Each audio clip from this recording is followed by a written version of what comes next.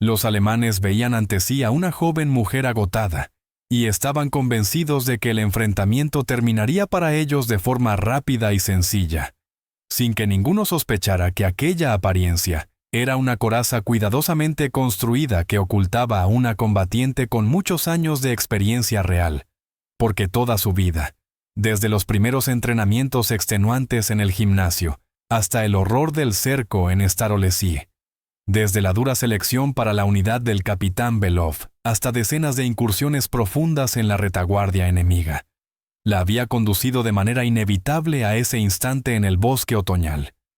Cada sesión de entrenamiento, cada combate de práctica y cada enfrentamiento real habían ido puliendo sus habilidades paso a paso hasta el límite. Y Vera Klimova no solo sabía luchar, se había convertido en un arma viva capaz de convertir cualquier situación en su favor. Por lo que cuando en el momento del ataque al patrulla alemán, su cuerpo estalló en una energía rápida y precisa. Aquello no fue un impulso ni una casualidad, sino el resultado de 3 años de preparación, 2 años de experiencia directa en el frente, y 5 operaciones tras las líneas enemigas, la materialización de miles de horas de entrenamiento, cientos de combates reales, decenas de salidas y situaciones que parecían no tener salida. Y por eso los soldados de la Wehrmacht no se encontraron con una simple muchacha soviética con uniforme, sino con una leyenda no solo del Ejército Rojo, sino de toda la Unión. Vera Klimova había acabado en aquel bosque por una razón verdaderamente terrible, ya que septiembre de 1943 se convirtió en un punto de inflexión de la Gran Guerra Patria. El Ejército Rojo liberó la región minera, cruzó el Gran Río y comenzó la liberación de la ribera izquierda, mientras las tropas alemanas se retiraban de forma organizada, lanzando contraataques y levantando sólidas líneas defensivas. Fue precisamente entonces cuando la actividad de los grupos soviéticos de reconocimiento y sabotaje alcanzó su máximo. El mando necesitaba con urgencia datos actualizados sobre la ubicación del enemigo, su número y las direcciones de retirada. Y a finales de septiembre, el grupo de Klimova recibió la misión de que 5 combatientes fueran lanzados a la zona de Novograd, realizaran el reconocimiento de las fortificaciones alemanas en la orilla occidental del Gran Río, y regresaran con los resultados en 10 días. La operación se consideraba difícil pero no crítica. El frente se desplazaba con rapidez, y el enemigo no tenía tiempo de crear un sistema denso de seguridad en la retaguardia. Además, el grupo estaba formado por combatientes curtidos de la unidad de Belov, cada uno con no menos de 20 incursiones tras las líneas enemigas.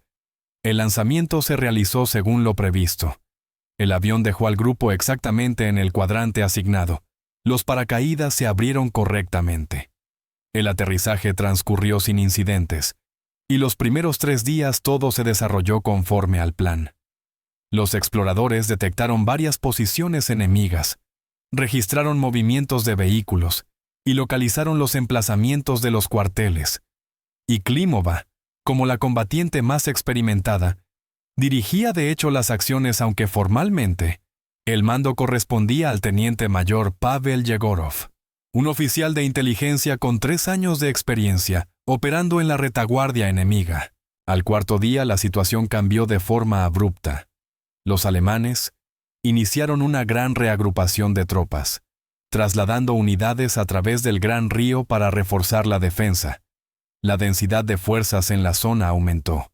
Las carreteras se llenaron de columnas. En los bosques aparecieron numerosos patrullas, y en las aldeas se instalaron guarniciones, de modo que un área que el día anterior parecía relativamente tranquila, se transformó en una zona de alta concentración enemiga, por lo que Yegorov decidió cancelar la misión antes de tiempo y retirarse hacia las propias líneas, ya que la información obtenida era suficiente y permanecer allí se volvía excesivamente peligroso. El grupo inició el desplazamiento hacia el este en dirección al frente, planeando cruzar el Gran Río en un sector donde las tropas soviéticas ya se habían afianzado, con una distancia en línea recta de unos 50 kilómetros que, teniendo en cuenta la necesidad de rodear las posiciones alemanas, se extendía hasta casi 80. y los primeros 20 kilómetros se recorrieron sin incidentes, avanzando solo de noche y ocultándose durante el día en densos macizos forestales, camuflando cuidadosamente las huellas, alimentándose con raciones secas y respetando de manera estricta la prohibición de encender fuego, mientras la comunicación con el mando se mantenía a través del radio operador, que salía al aire 2 veces al día con breves informes sobre la situación, por lo que todo seguía según los cálculos, y Yegorov confiaba en llegar a las propias líneas en 3 o 4 días. Sin embargo, en el 6º día, el grupo cayó en una emboscada al amanecer cuando buscaba un lugar para ocultarse durante el día, y una patrulla alemana de unos 20 hombres apareció de repente por el flanco. Se produjo un combate breve pero feroz, en el que los hombres de Yegorov lograron romper el contacto a costa de graves pérdidas. El radiooperador resultó herido, la radio quedó dañada, y la comunicación con el mando se interrumpió, lo que complicó la situación de manera drástica, ya que sin enlace, no era posible conocer los cambios en el frente, corregir la ruta ni pedir ayuda, y el herido ralentizaba la marcha, obligándolos a transportarlo en camillas improvisadas, mientras los alemanes daban la alarma y comenzaban a peinar la zona, aumentando la densidad de patrullas hasta tal punto que incluso moverse de noche se volvió mortalmente peligroso. Y entonces, Yegorov tomó la dura decisión de dividir el grupo, enviando al radiooperador herido y a otros 2 combatientes por la ruta norte, más larga pero menos controlada por el enemigo, mientras él, junto a Klimova y otro explorador, avanzó directamente hacia el este con la esperanza de abrirse paso hasta los suyos en 2 días, comprendiendo que la división reducía las posibilidades de todos, pero permanecer juntos significaba un cerco inevitable, ya que el enemigo estaba concentrando fuerzas en la zona donde había sido detectado el grupo soviético. Y los 2 días siguientes se convirtieron para ellos en una lucha continua e implacable por la supervivencia. El grupo de 3 de Yegorov avanzaba casi sin detenerse, exprimiendo de cada noche la máxima distancia posible, alimentándose mientras caminaban y permitiéndose solo breves y agitados periodos de sueño de 2 o 3 horas, esquivando en varias ocasiones encuentros con patrullas alemanas literalmente en el último instante, y una vez incluso tuvieron que tumbarse en un pantano hasta el cuello, permaneciendo allí durante 4 horas mientras una columna de vehículos enemigos pasaba muy cerca. En el 9º día de la operación, el grupo alcanzó el Gran Río, pero la alegría fue prematura, ya que las posiciones soviéticas se encontraban unos 15 kilómetros más al norte de lo previsto, y el tramo de la orilla elegido para el cruce estaba controlado por los alemanes, lo que obligó a avanzar río arriba, a través de una zona densamente saturada por el enemigo. Las reservas de alimentos se habían agotado 2 días antes. El estado físico de los combatientes se acercaba rápidamente al límite, y el hambre, la falta crónica de sueño y la tensión constante hicieron su efecto. Y fue precisamente en ese momento cuando ocurrió el incidente que determinó el curso posterior de los acontecimientos. Durante un desplazamiento diurno, los exploradores se toparon con una gran patrulla alemana de unos 30 soldados con perros.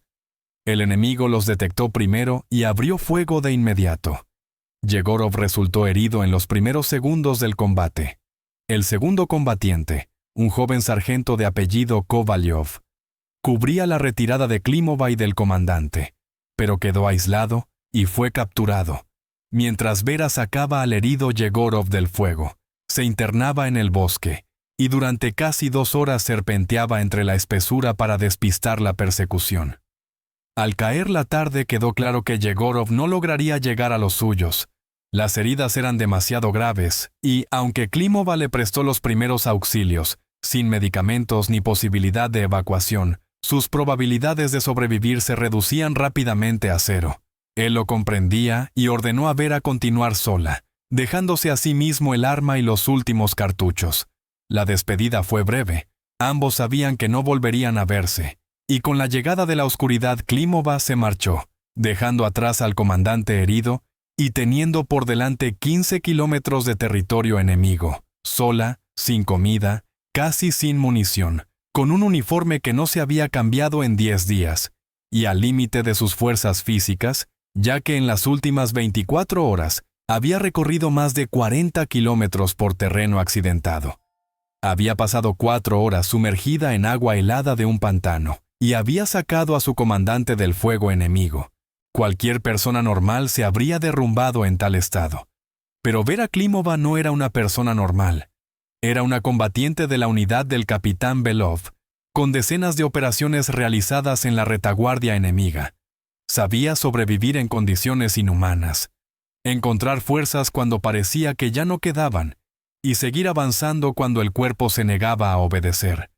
Por lo que se dirigió hacia el este, orientándose por las estrellas, evitando caminos y espacios abiertos, moviéndose en cortos desplazamientos de un refugio a otro. Y al amanecer del 10º día, recorrió unos 8 kilómetros más, encontrándose en lo profundo de un macizo forestal, a unos 7 kilómetros de la línea soviética estimada, aunque sus fuerzas estaban casi agotadas. Había comido por última vez hacía 3 días. No dormía bien desde hacía una semana. Las piernas le temblaban de cansancio, y la mente estaba envuelta en la niebla de la falta de sueño y la deshidratación. Pero seguía avanzando, paso a paso, acercándose a los suyos, hasta que al amanecer del 10º día, cuando solo quedaban unos pocos kilómetros para la salvación y atravesaba un bosque de abedules, fue vista por una patrulla alemana de 6 soldados que creyeron haber encontrado una presa fácil, y no sospechaban que tenían delante a una combatiente de una unidad de élite, uno de los adversarios más peligrosos con los que se enfrentarían, y Klimova levantó las manos fingiendo rendirse. Su rostro reflejaba realmente agotamiento y sumisión, sin necesidad de actuar. Pero detrás de esa máscara funcionaba la mente fría y calculadora de una profesional que evaluaba distancias, contaba enemigos y planificaba la secuencia de acciones, consciente de que solo tenía una oportunidad y no podía desperdiciarla, porque el camino recorrido había sido demasiado largo, y demasiados compañeros habían quedado atrás como para rendirse a pocos kilómetros del objetivo. Mientras los alemanes se acercaban relajados y confiados en su superioridad, sin comprender que esa confianza se convertiría en su último error. Y cuando 2 de ellos se encontraban a apenas 3 pasos de Klimova, uno estirando la mano para agarrarla del hombro y el otro, con el arma apuntando hacia abajo, observando la escena, mientras los otros 4 permanecían formando un semicírculo, alguno ya sacando una cuerda y otro sonriendo anticipando una victoria fácil.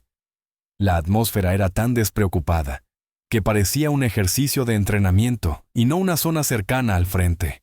Y entonces, el cuerpo de Klimova estalló en movimiento. El primer golpe corto y seco con el canto de la mano alcanzó al soldado más cercano con tal fuerza y precisión que no tuvo tiempo ni de emitir un sonido. Su cuerpo comenzó a desplomarse mientras Vera ya se desplazaba hacia el segundo, con una velocidad que el ojo humano apenas podía seguir, como si hubiera aparecido a su lado, esquivando el intento de levantar el arma, y golpeó el plexo solar, arrancándole el aire de los pulmones. El alemán se dobló, los dedos se abrieron y el arma comenzó a caer. Klimova la atrapó con la mano izquierda y al mismo tiempo lanzó el golpe final con la derecha. Todo en menos de 3 segundos, neutralizando a 2 antes de que los otros comprendieran lo que estaba ocurriendo. Y el tercer soldado, situado un poco a la izquierda a unos 5 metros, fue el primero en intentar reaccionar, alzando el fusil y llevando la mano al cerrojo. Pero el cerebro no lograba coordinar el cuerpo porque Klimova ya se lanzaba hacia él en 3 saltos fulminantes, utilizando el desplazamiento en zigzag y el cambio constante de trayectoria, la técnica que le habían enseñado en la unidad del capitán Belov. Actuó con una economía de movimientos extrema, aprovechando al máximo cualquier cobertura, consciente de que el subfusil arrancado al segundo alemán aún no estaba listo para disparar. El seguro podía estar puesto, el cargador vacío. Y en un momento crítico, Vera no confiaba en un arma desconocida, por lo que lo utilizó como herramienta de combate cercano, golpeando con violencia con la culata al tercer soldado y lanzándolo hacia atrás. El crujido de los huesos se mezcló con un gemido apagado, y el ocupante cayó al suelo perdiendo el conocimiento. Mientras el cuarto adversario se encontraba a la derecha a unos 6 metros y resultó ser el más experimentado del grupo. Su reacción fue más rápida. El arma ya se elevaba, los dedos encontraban el gatillo, el cañón se alineaba, y medio segundo más habría bastado para abrir fuego. Pero no dispuso de ese instante porque Klimova evaluó la situación al momento y lanzó el subfusil capturado contra el enemigo como si fuera una lanza. El lanzamiento fue de una precisión impecable. El arma recorrió unos 6 metros y golpeó al alemán en el pecho, desviando la puntería. El subfusil se disparó, pero las balas se fueron de lado, cortando ramas por encima de su cabeza. Y Vera aprovechó de inmediato ese segundo de desconcierto para cubrir la distancia que los separaba. El cuarto alemán intentó girar el arma de nuevo, pero ella ya estaba demasiado cerca. Una patada le arrancó el subfusil de las manos, y el golpe siguiente, ya con la mano, lo dejó completamente incapaz de resistir. Y solo entonces, los dos restantes comprendieron por fin la magnitud de lo ocurrido. 4 de sus compañeros habían sido neutralizados en cuestión de segundos por una mujer frágil, que un minuto antes parecía apenas mantenerse en pie por el cansancio. Algo tan increíble y tan contrario a todo en lo que creían que por un instante ambos quedaron paralizados, como si la mente se negara a aceptar lo que veían los ojos. Pero no había tiempo para asimilarlo porque Klimova ya había recogido del suelo el subfusil que había hecho caer al cuarto soldado. Sus dedos comprobaron el arma al instante, evaluaron su estado y quitaron el seguro. Era un subfusil alemán con el que había trabajado decenas de veces durante los entrenamientos en la unidad del capitán Belov. Cada detalle le resultaba familiar. Cada elemento dominado hasta el automatismo. El quinto alemán intentó disparar primero, pero el miedo le robó la coordinación. Las manos le temblaban, los dedos resbalaban, y lo que en calma habría llevado un segundo, se prolongó durante 3 o 4, mientras Vera fue más rápida. Una breve ráfaga de 3 disparos decidió el desenlace. El quinto soldado se desplomó en el suelo y su arma cayó de los dedos sin fuerza. El sexto alemán, el más joven del grupo, un muchacho de 18 o 19 años, lo vio todo y se quebró. El instinto de supervivencia se impuso a la disciplina y al sentido del deber. Se dio la vuelta y echó a correr sin mirar atrás, enloquecido por el horror de lo que acababa de presenciar. Porque sus compañeros, soldados experimentados que habían pasado por más de un combate, habían sido eliminados en 10 segundos por una sola mujer. Algo imposible, algo que contradecía todas las leyes de la guerra y destruía cualquier idea preconcebida sobre cómo debía ser un enemigo. Klimova podría haberlo detenido con un solo disparo. La distancia era corta, el blanco claro, fallar era imposible, pero no lo hizo. En primer lugar porque cada disparo atraería la atención de otras patrullas alemanas, que con seguridad se encontraban en la zona. En segundo lugar porque un enemigo que huía ya no representaba una amenaza. Y en tercer lugar, porque en lo más profundo de su interior, aún conservaba humanidad, y disparar contra un chico de 18 años que escapaba le parecía incorrecto, incluso vistiendo uniforme enemigo. Toda la refriega desde el primer movimiento hasta el último disparo duró unos 10 segundos. 10 segundos, en los que 6 soldados seguros de sí mismos recibieron una lección clara de que las apariencias engañan y subestimar al adversario es mortal. 10 segundos, que demostraron la diferencia entre un soldado común y un combatiente de una unidad especial de élite. 10 segundos que se convirtieron en la encarnación de todo lo que habían enseñado a Vera durante años.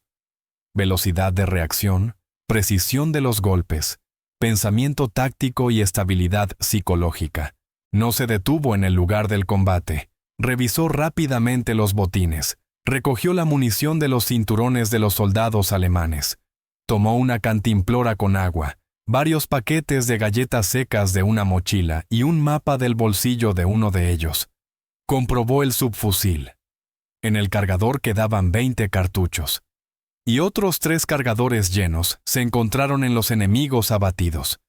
Ahora estaba armada, tenía munición y algo de comida, y sus posibilidades de llegar hasta los suyos aumentaron bruscamente. Apenas 2 minutos después del inicio del enfrentamiento, ya abandonaba el lugar, avanzando a paso rápido hacia el este. Por delante quedaban los últimos 7 kilómetros hasta la línea del frente, y Klimova comprendía que el soldado que había escapado daría la alarma, y que en 10 o 15 minutos, la zona sería rastreada por fuerzas mayores, por lo que cada segundo perdido jugaba en su contra. Pero continuó moviéndose, desapareciendo entre los árboles, dejando atrás caos, miedo e ilusiones destruidas del enemigo. Y si esta historia te ha parecido tensa, si has sentido este camino, la fuerza de carácter y el precio de la supervivencia, suscríbete al canal para no perderte la continuación, y escribe en los comentarios qué opinas de esta historia y del acto de la protagonista. Tu opinión es realmente importante.